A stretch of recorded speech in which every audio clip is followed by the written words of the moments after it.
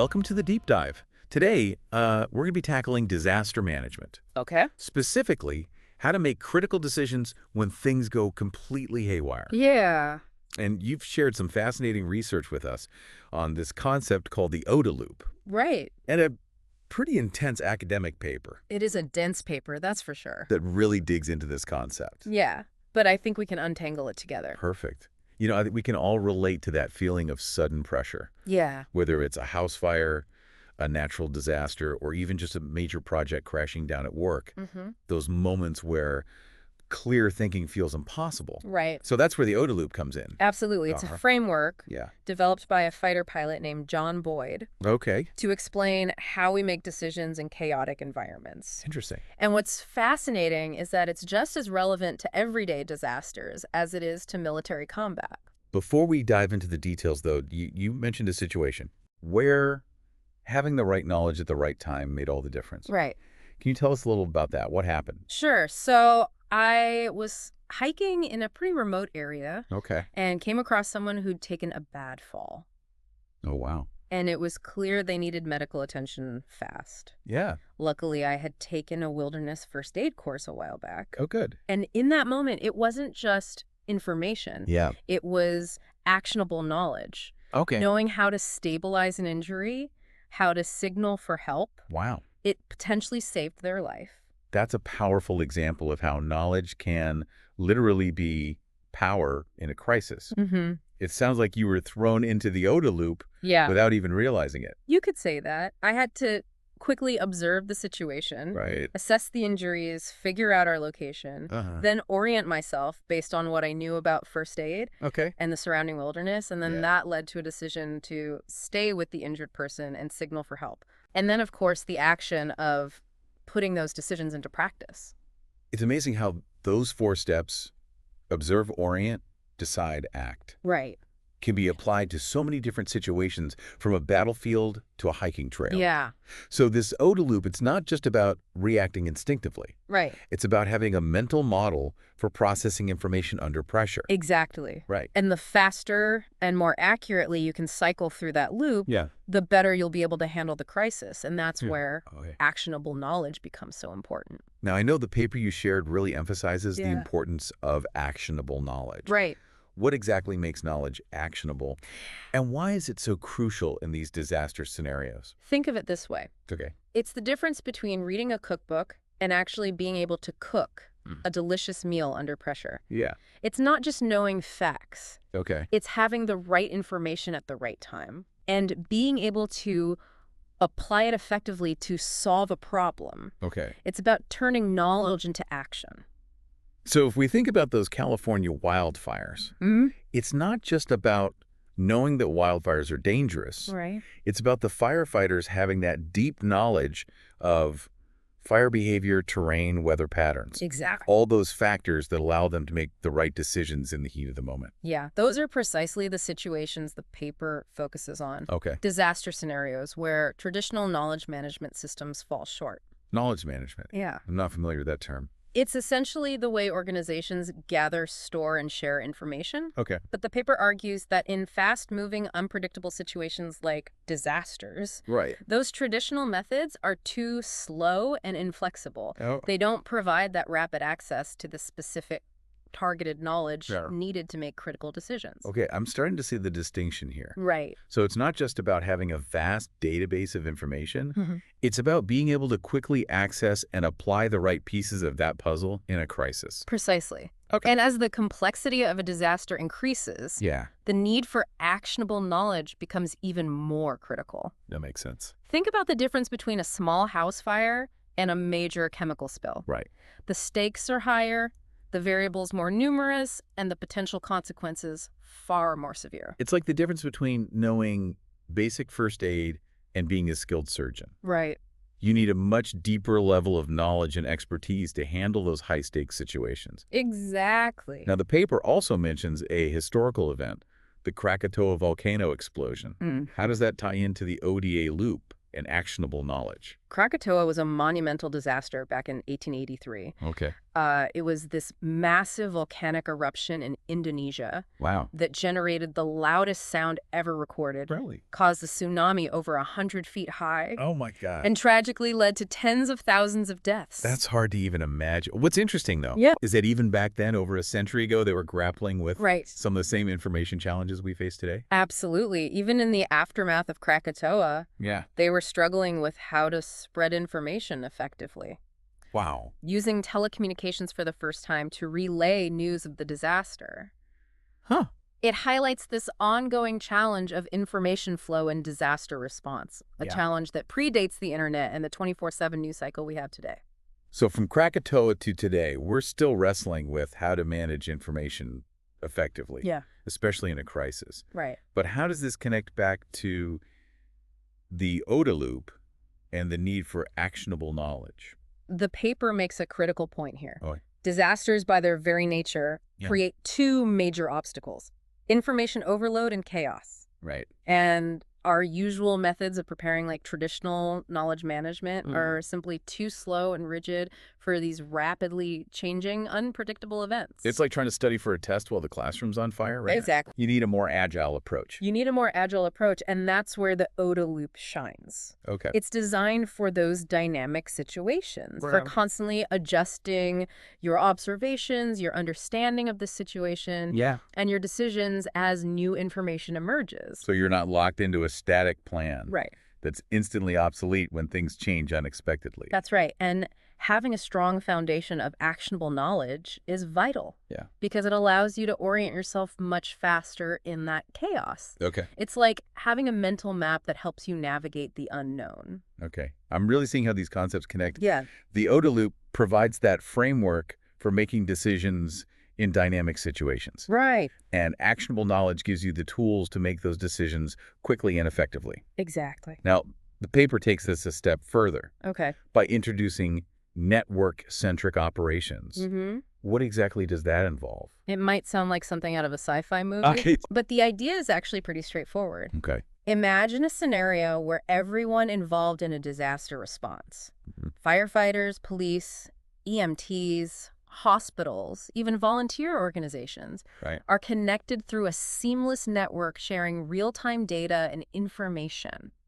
Wow. That's the essence of network-centric operations. So instead of working in silos, Right. everyone's plugged into this central system, Yeah. like a nervous system for disaster response. Exactly. They're all working from the same playbook, even as the situation changes. Precisely. The paper calls this a Disaster Action Information Organization, Okay. a DAIO. A DIIO. Yeah. It sounds futuristic, but is this something that could actually become a reality? It's more than just a concept. Okay. The European Union is exploring a similar model with their network-enabled capability, or NEC, Okay. which leverages next-generation networks to connect and coordinate various response teams. Wow. It's cutting-edge technology, but there are still some hurdles to overcome. Things like integrating different technologies, overcoming organizational silos, Right. establishing shared standards. It's a massive undertaking. I can imagine getting everyone on the same page, technologically and logistically, would be a huge challenge. Oh, But the potential benefits are enormous. they are. This shared awareness, this ability to coordinate efforts in real time, Mm-hmm. could be a game changer in terms of saving lives and minimizing damage. Absolutely. It's incredibly exciting. It is, and there's another element that often gets overlooked, Okay. the human element. Right. Even with the best technology and the most sophisticated systems, Yeah. the people on the ground making those split-second decisions are still the heart of any disaster response. Absolutely. And that brings us to another critical point. Right. Even with the best training and the most up-to-date information, Yeah. human judgment is still fallible, especially under pressure. Mm-hmm. What insights does the paper offer on this human element? Well, the paper emphasizes that the OODA loop Yeah. isn't just some abstract model. Right. It's a reflection of how our brains actually process information, Okay. especially in stressful situations. Yeah. And one of the key takeaways is that under pressure, Mm-hmm. we tend to fall back on what we know, Right. even if it's not the best course of action. Interesting. There's actually a quote from the paper Okay. that I think sums it up perfectly. Okay. We do what we know instead of knowing what we should be doing. That's so true. I can think of countless times Yeah. when I've gotten stuck in a routine or defaulted to a familiar approach. Right. Even when I knew deep down there might be a better way, Mm-hmm. it's like our brains are wired to seek comfort in the familiar, Yeah. especially when we're feeling stressed. Have you ever experienced that? Oh, absolutely. Yeah. It's human nature to gravitate towards what feels safe and familiar, Right. especially in a crisis. But the danger is that in a rapidly changing disaster scenario, Uh-huh. clinging to outdated procedures or ignoring new information can have serious consequences. It's like that fight or flight response kicking in, Exactly. right? Our brains are trying to protect us. Yeah. But sometimes that instinct to stick with what we know can actually work against us. That's right. And that's why training, collaboration, and a willingness to adapt Yeah. are so crucial in disaster response. The paper argues Okay. that it's not just about following a rigid set of rules. It's about developing that mental flexibility Right. to think critically, adjust to unexpected challenges, and most importantly, learn from every experience. So it's a continuous process of learning and evolving, Precisely. both individually and as a team. Precisely. And that's where leadership plays a critical role. Okay. The paper highlights the need for leaders who can foster this culture of continuous learning, who empower their teams to make decisions and adapt to changing circumstances without being micromanaged. So it's not just about giving orders from the top down. Right. It's about creating an environment where everyone feels empowered to contribute their knowledge and expertise. Exactly. It's about distributed leadership. Okay. Recognizing that the best solutions often emerge Yeah. from the people who are closest to the problem, Right. the ones on the ground experiencing the situation firsthand. That's a really empowering message Yeah. that anyone, regardless of their formal title or position, can play a crucial role in disaster response. Absolutely. And it circles back to that idea of network-centric operations Okay. by breaking down those hierarchical barriers Right. and creating a more collaborative, interconnected system. Yeah. We can tap into the collective intelligence and expertise of everyone involved. Thinking about network-centric operations, I think a lot of people Yeah. might struggle to visualize how that would actually work in practice. Sure. Do you have any analogies that might help paint a clearer picture? Sure. Imagine a symphony orchestra. Okay. You have all these talented musicians, each with their own instrument and part to play, but they're all working together under the direction of the conductor Right. to create a harmonious whole. Okay, I can see where you're going with this. So in a disaster response scenario, Yeah. the conductor represents that shared situational awareness Okay. provided by the network. Each musician represents a different response team. Mm-hmm. Firefighters, police, medical personnel, all connected through that network, Okay. receiving real-time information and coordinating their actions in sync. Mm-hmm. This shared understanding allows them to respond more effectively and efficiently, Right. just like a well-rehearsed orchestra. That's a fantastic analogy. Thanks. And it highlights how important clear communication and coordination are in these complex situations. Yeah. It's not just about individual expertise. Right. It's about leveraging the power of the collective. Precisely. And when you combine that networked approach with the OODA loop framework and a solid foundation of actionable knowledge, Right. you create a powerful recipe for effective disaster response. I love how these concepts all weave together. Yeah. It's not just about reacting to a crisis. Yeah. It's about proactively building systems and fostering a culture that empowers individuals and teams to make better decisions under pressure. It is. It's incredibly insightful. It is. And it's a reminder that we're not just passive victims of disasters. Right. We have the capacity to learn, adapt, and become more resilient in the face of these challenges. Speaking of resilience, Yeah. the paper also touches on the idea of all hazards preparedness. Right. Can you explain what that means Sure. and why it's important in today's world? All hazards preparedness essentially means being ready for anything. Okay. It's a shift away from preparing for specific types of disasters, like just earthquakes or hurricanes, Right. and towards a more holistic approach that recognizes the interconnectedness of risks and the potential for cascading effects. So instead of having separate plans for different types of disasters, Right. it's about developing a more adaptable and comprehensive approach Exactly. that can be applied to a wide range of threats. That's exactly right. Think about it. A Okay. hurricane Okay. can trigger flooding, which can lead to power outages, which Yeah. can disrupt transportation systems, which can impact access to healthcare. Yeah. It's all interconnected. Wow, that domino effect is pretty scary to think about. It is, and it highlights why all hazards preparedness is so important. Right. It's about understanding the interconnectedness of risks, Yeah. anticipating potential cascading effects, and developing flexible plans Okay. that can be adapted to a variety of situations. So it's not just about having a plan for a specific disaster. Right. It's about cultivating a mindset of preparedness and adaptability that Exactly. can be applied to any challenge that comes our way. Precisely. And it's not just about government agencies or first responders. Mhm. It's about individuals, communities, and businesses, Yeah, all taking proactive steps to enhance their resilience. that makes a lot of sense. Yeah. It's about building that collective capacity to respond effectively, no matter what challenges we face. Now, I know we've talked a lot about the theoretical side of things, Right. but I'm curious, have you seen these concepts in action in the real world? Absolutely. Are there any specific examples that come to mind Yeah. where the OODA loop, actionable knowledge, and network-centric operations have made a real difference? One example that stands out is the response to the 2017 Hurricane Harvey in Houston, Texas. Okay. It was a devastating storm that caused widespread flooding and displacement. Right. But what's interesting is that alongside the official response from government agencies, Yeah. you also saw this incredible surge of community-led efforts. Okay. Volunteers using social media to coordinate rescues, share information, and distribute resources. I remember seeing those stories on the news. Yeah, Everyday citizens stepping up to help their neighbors in need. right. It was incredibly inspiring. It was a powerful demonstration of the OODA loop in action. Yeah. At a grassroots level, people Wow. were observing the situation, Mm-hmm. orienting themselves based on what they knew about their community Right. and the resources available, Oh, yeah. making decisions about how they could help, Uh-huh. and then taking action. It sounds like they were instinctively tapping into Yeah. those principles of actionable knowledge and network-centric operations without even realizing it. Exactly, and it highlights the fact that these concepts aren't just for experts or officials. Right. They're relevant to everyone. Mm. We all have the capacity to observe, orient, decide, and act Yeah. in ways that can make a difference in a crisis.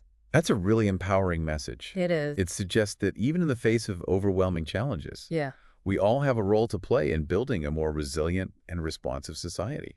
absolutely. And it speaks to the importance of fostering a culture of preparedness, collaboration, and shared learning. Right. Because ultimately, it's not just about surviving disasters. Yeah. It's about thriving in the face of them. I love that perspective. Thanks. It's not about being paralyzed by fear. Yeah. It's about embracing those challenges and Mm. finding ways to learn, grow, Right. and become stronger as individuals and as a community. Absolutely. Now, I know we've covered a lot of ground here. We have. The OODA loop, actionable knowledge, network-centric operations, Yeah. the human element of decision-making, all hazards preparedness. Mm-hmm. It's clear that disaster management is a complex and ever-evolving field. It is, and the research you've gathered does a fantastic job of not only outlining the challenges, but also highlighting the incredible potential we have Right. to improve how we prepare for and respond to these events. So as we wrap up this deep dive, Okay. what are the key takeaways for our listener? What are those essential nuggets Yeah. they should carry with them as they continue exploring this fascinating world of disaster management? I'd say there are three big ideas to keep in mind. Okay. First, even in the midst of chaos,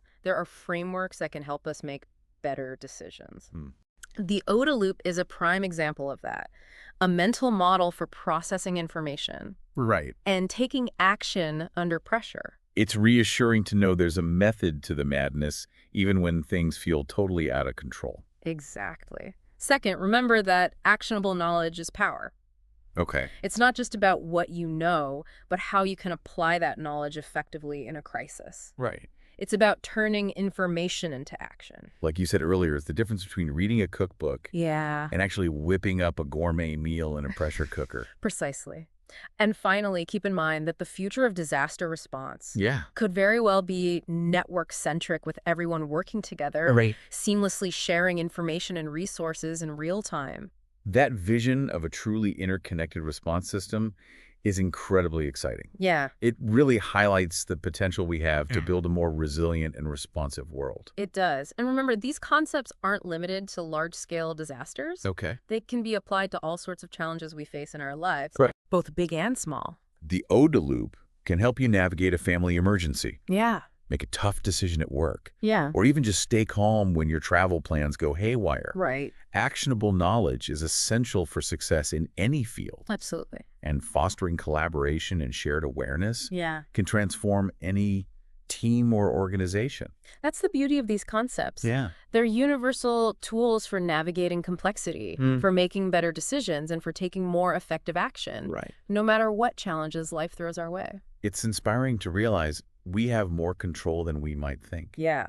even in the face of uncertainty. Absolutely. And if the eruption of a volcano halfway around the world over a century ago could spark the field of disaster management, just imagine the potential we have today Right. to learn from each other and build a safer, more resilient future.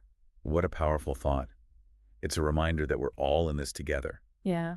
And by embracing these concepts of preparedness, collaboration, and continuous learning, we can create a world where we not only survive disasters, but we thrive in spite of them. Absolutely. Thanks for joining us on this deep dive into disaster management. Yeah. We hope you've learned some valuable insights Yeah. that you could apply to your own life and work. Until next time, stay curious and stay resilient.